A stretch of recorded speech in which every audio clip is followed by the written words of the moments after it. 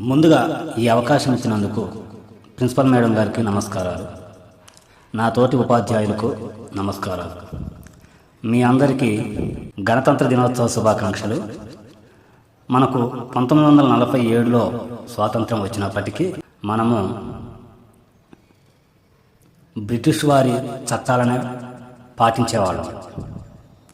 అయితే doctor BR Ambedkar గారి యొక్క కృషి వల్ల మనకు సొంతంగా మనం పరిపాలించుకునేటటువంటి అవకాశం మనకు లభించింది.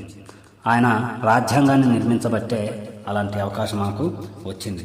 7 సభ్యులు గల ముసాయిదా కమిటీని ఏర్పరిచి డాక్టర్ బిఆర్ అంబేద్కర్ గారు దానికి అధ్యక్షత వహించి 2 సంవత్సరంలో 11 నెలల 18 రోజులు శ్రమించి మనకు ఈ రాజ్యాంగాన్ని పూర్తి చేయడం జరిగింది.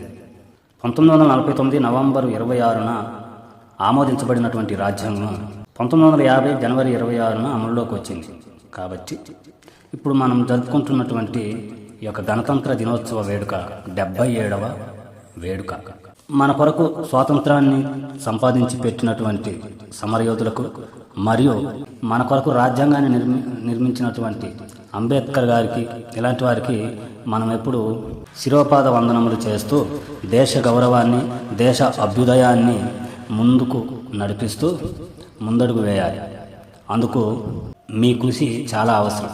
ఎందుకంటే నేటి బాలలే రేపటి పౌరులు అన్నట్లుగా మీరు మంచి అభ్యుదయ భావాలతో దేశభక్తితో మెలగాలని, దేశ గౌరవాన్ని ఇంకా పెంచుతూ ముందుకు సాగాలని కోరుకుంటూ ఉన్నాను. అయితే ఈ 2026 ముఖ్యమైనటువంటి కొన్ని అంశాలు ఏంటి అని మనం చూసుకున్నట్లయితే, వందే మాతర గేయం 150వ వార్షికోత్సవ పురస్కారాన్ని అందుకుంది. యూరోపియన్లను ముఖ్య అతిథులుగా 2 పిలవడం జరిగింది, ఆహ్వానించారు. వారు యూరోపియన్ కౌన్సిల్ అధ్యక్షుడు ఆంటోనియో కోస్టా మరియు యూరోపియన్ కమిషన్ అధ్యక్షురాలు ఉర్సులా. ఇంకొక అంశం ఏంటంటే, మన భారత సైన్యం తొలిసారిగా బాటిల్ ఎరే ఫార్మేషన్ అనే విన్యాసాన్ని ప్రదర్శించబోతుంది. అంతేకాదు జైపూర్ ట్రూప్ నుంచి భైరవ బెటాలియన్ ప్రత్యేక ప్రదర్శన ఇవ్వనున్నాయి.